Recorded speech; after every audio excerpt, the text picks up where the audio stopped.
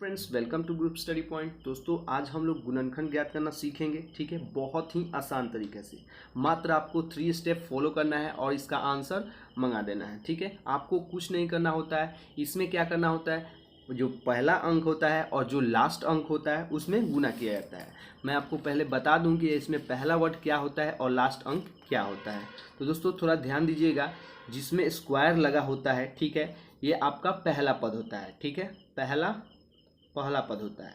जिसमें केवल एक्स लगा रहता है वो आपका दूसरा पद होता है। ठीक है, और जिसमें केवल अंक मतलब कोई कांस्टेंट दिया रहेगा, अंक जैसे 5, 6, 7, 8, ठीक है, वो सब क्या होता है, तीसरा पद मतलब लास्ट पद होता है।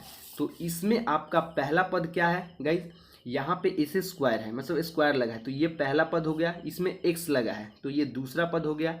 और ये जो अंक आपको दिख रहा है ये लास्ट अंक इसको बोला जाता है।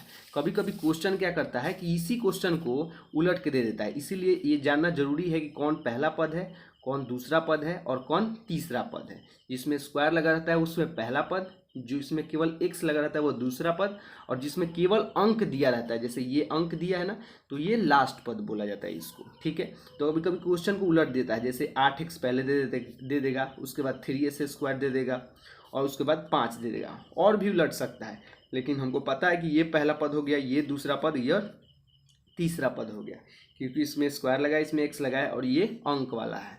उसी तरह आपको ये पता चल गया कि कौन पहला पद है, कौन दूसरा पद है और कौन तीसरा मतलब अंतिम पद है। क्वेश्चन गुणनखंड का ऐसे ही आएगा। ठीक है, तो सबसे पहले हम लोग क्या करेंगे कि पहला पद, ठीक है, और लास्ट पद में हम लोग गुना करेंगे। ठीक है, पहला पद जो x² का गुणांक होगा और जो लास्ट अंक होगा उसमें हम लोग गुना करेंगे। जैसे हम गुना किए 3 गुना 5, यहाँ पे 3 है और 5 है, तो आप गुना कीजिएगा तो कितना आएगा। सबसे पहले यही काम करना है, 15 आएगा। और उसके बाद दूसरा जो स्टेप है उसको फॉलो करेंगे। ध्यान से सुनिएगा, ये 15 लिखा है, इसको ऐसे तोड़ना है कि तोड़ने पे हमारा 2 अंक लेना है। 2 अंक ऐसा लेना है कि तोड़ने पे 8x आ जाए और उसी अंक को गुना करने पे हमारा फिर से हमारा क्या आ जाए, 15x आ जाए। तो ध्यान दीजिएगा, अगर ये छोटा अंक है तो आप माइंड से कर लीजिएगा कि 3 × 5 = 15 और 5 में 3 जोड़ेंगे तो हमारा 8x आ जाएगा। लेकिन बड़ा बड़ा होगा तो आप कैसे करेंगे, तो उसके लिए हम लघुत्तम लेते हैं, जैसे 15। ठीक है, यहाँ पे 15 करेंगे और इसको काटेंगे तो कितना होगा, 3 × 5 = 15। ठीक है, और 5 × 5, जो हम 2 अंक खोज रहे थे हमारा 3 और क्या निकला, 5 निकला। ऐसे आप निकाल सकते हैं 3 और 5। ध्यान से देखिए, अगर आप इसको गुना करते हैं तो आपका कितना आता है, 15 आता है। ठीक है, और इसी को अगर जोड़ते हैं, ध्यान से देखिएगा, इसी को अगर जोड़ते हैं तो कितना आ रहा है, 8x आ रहा है। जो हम 2 अंक खोज रहे थे, ठीक है, हमारा यही है, क्योंकि हम जोड़ रहे हैं तो कितना आ रहा है, 8x आ रहा है, और इसी अंक को गुना कर रहे हैं तो हमारा कितना आ रहा है, 15x आ रहा है। तो जो हम 2 अंक खोज रहे हैं वो हमारा यही है। ठीक है, अब आगे का स्टेप ध्यान से देखिएगा, बहुत ही इजी तरीका से। यहाँ पे थोड़ा ध्यान दीजिएगा, इसको ऐसे ही लिखेंगे 3s²। ठीक है, और 8x की जगह हम क्या लिखेंगे, ये वाला 3x। ठीक है, और क्या लिखेंगे, 5x। जो हम 2 वर्ड खोजे हैं ना, 2 अंक, वही लिखेंगे 3x और 5x, और लास्ट वाला 5 को ऐसे ही लिख देंगे। अब ध्यान से देखने वाला बात है, यहाँ पे देखिए क्या लिखा है, 3s²। इसका मतलब क्या होता है, 3 गुना s²। ये जो कोई भी ABCD का अक्षर होता है, अगर यहाँ पे मान लीजिए 3 लिखा है और x लिखा है, कोई भी ABCD का अक्षर अगर कोई कांस्टेंट के साथ जुड़ा है तो उसके बीच क्या चीज़ का संबंध होता है, गुना का। ठीक है, 3x हो गया यहाँ पे, तो वैसे ही यहाँ पे 3s² लिखा है तो 3 गुना s² हुआ। ठीक है, और एक और बात ध्यान दीजिए, अगर कहीं भी s² लिखा है इसका मतलब क्या हुआ, x 2 बार लिखा है। ठीक है, अगर 3 लगता है तो 3 बार लिखता है। ठीक है, ये बात थोड़ा ध्यान दीजिएगा। अब आपका आंसर आ चुका है, यहाँ पे देखिए 3 लिखिए। ठीक है, और s² को क्या लिखिएगा, x गुना x।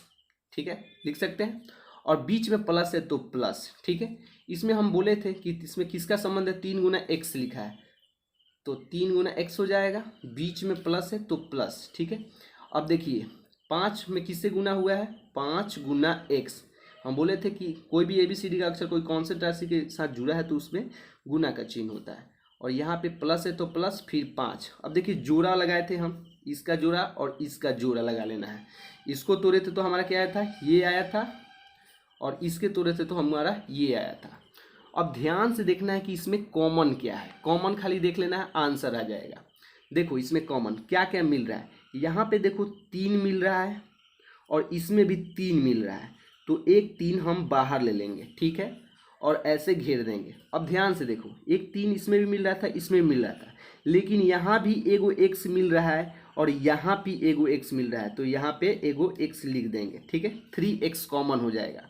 तो जो बच रहा है वही हमारा आंसर होगा। जैसे यहाँ पे 3 और x कॉमन ले लिए हैं, तो इसमें से क्या बचा, x बचा, तो इसमें से एगो x ले लेंगे, बीच में प्लस है तो प्लस, यहाँ पे देखिए 3 और x तो कॉमन ले लिए हैं, तो इसके जगह कुछ नहीं बचा टोटल के जगह, तो क्या बचेगा, 1 बचेगा, और इसको कोष्ठ को घेर देंगे, बीच में प्लस है तो प्लस लगाएंगे।